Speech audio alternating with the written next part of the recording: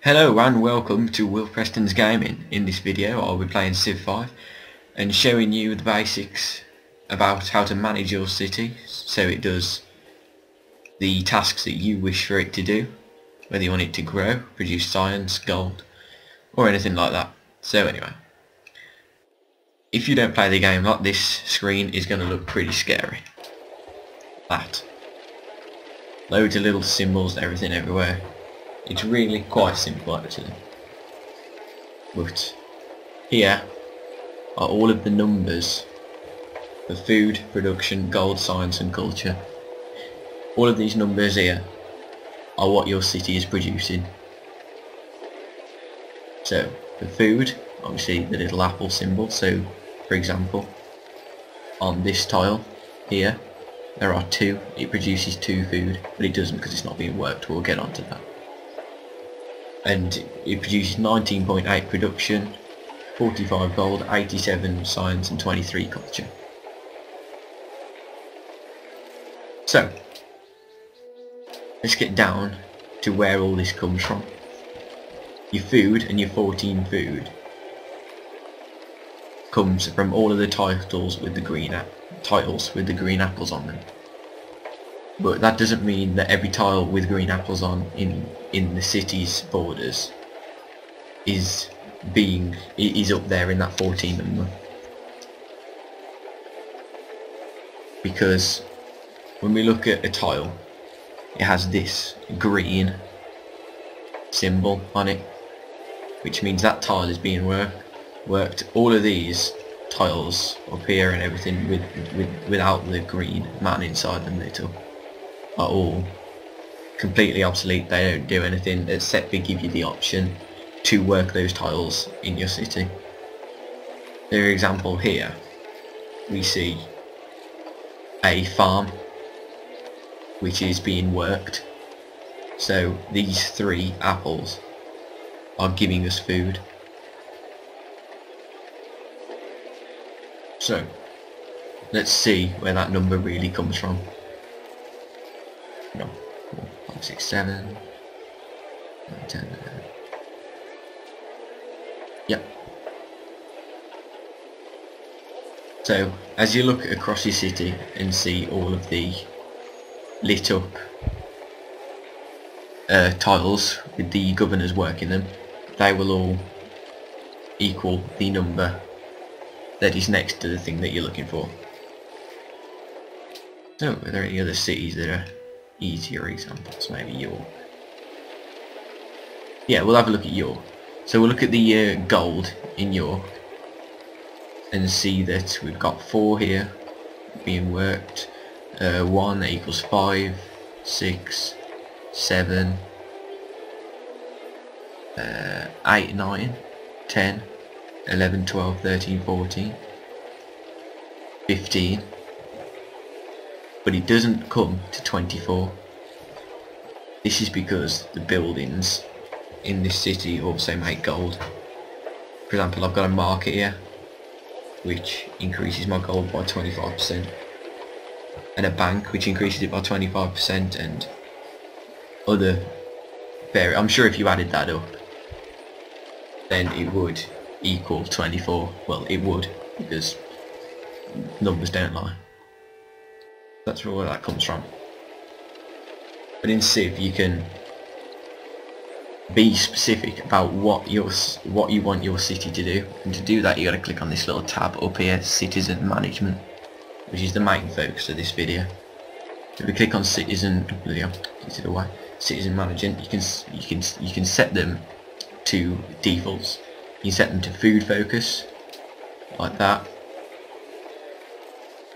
And you can set them to production, science and gold and culture. So if we look at the difference, if we set it to food, my city is going to work on mainly tiles with the apples that produces food for the city. But should we see how all the lights change and how we work different tiles when I press production. There. Food, production, because it switches, it'll switch for you to more productive tiles. Like when that isn't on production and it's on food, this tile here isn't lit up, but if we put it on production it'll work that tile, which means our city has now got better production. Might have less food, but it's got better production. Let's switch that back to default. But that's not where it stops, because in Civilization you can customise your cities to do exactly what you want to do. So if I just wanted a bit more production, maybe I would find a not so good tile being worked here with 1 food, 1 production and 1 currency. I'll take the citizen off that and I'll move over to up here where we've got a mine with 3 production and 2 gold. Put that on there. My city will now produce that bit more production and I can customise it that perfectly to the way I want it. Also, in your city, which is the purpose for building buildings, is because the buildings do these things for you. So if we go back up to London and change production right there. See, I'm building the bank at the moment, which will get my gold up by 25% there. And of course that is where my 45 gold in this city comes from. I know it's impressive, but well, for this stage in the game anyway. But yeah, let's have a look at what we've got there in this city. There's specialist buildings. I've got market. Get a do you not get a oh, there we go, buildings. So here we go.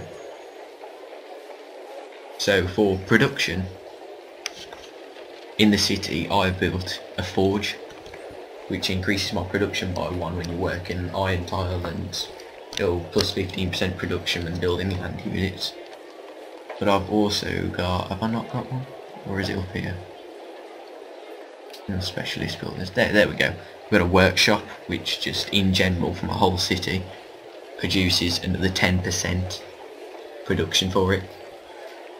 So I wouldn't panic when these numbers up here don't add up, because you've probably built a building which is making it even more, or slightly less in terms of gold, because I've got wonders do this as well. Like for example, there we go, the Hanging Gardens, plus 10 food, and the Porcelain Tower, plus 50%. Oh, that's just in research agreements, but oh well. Those are some examples. The best tiles for your city to work are usually luxury items, so dyes here, or wine. I think that's all I've got in this city, yeah.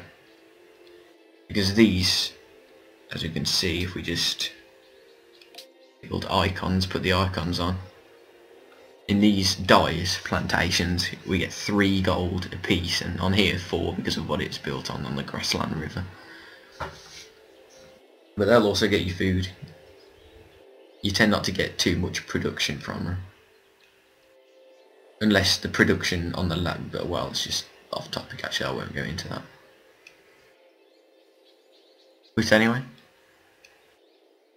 yeah, well that seems to be it about your city management